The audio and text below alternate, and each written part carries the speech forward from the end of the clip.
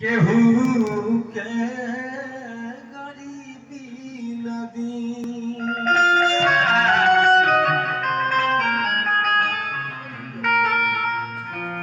कि मैया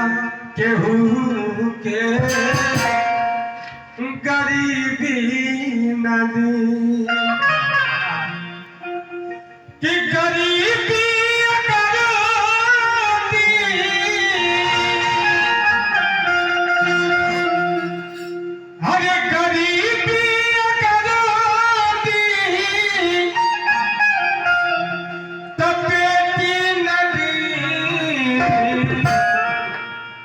भैया ये गीत बोलिए जी लगा रहा ये मैया केहू गरीब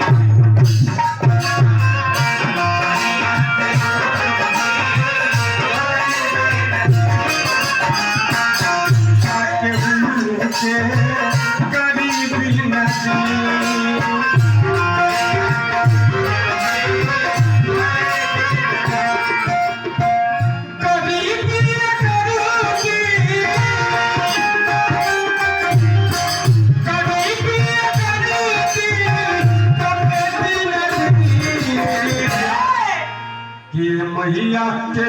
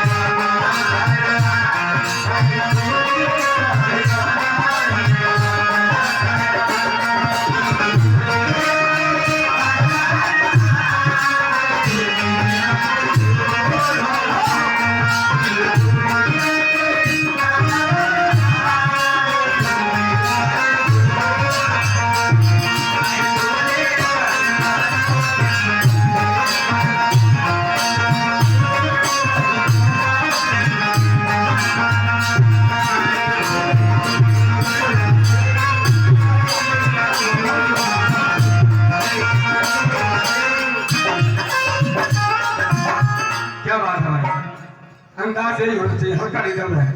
चाचा। हम लोगों में थोड़ा वेस्टर्न रिदम बजता है और इसमें और उसमें थोड़ा अंतर होता है, लेकिन माता रानी की कृपा है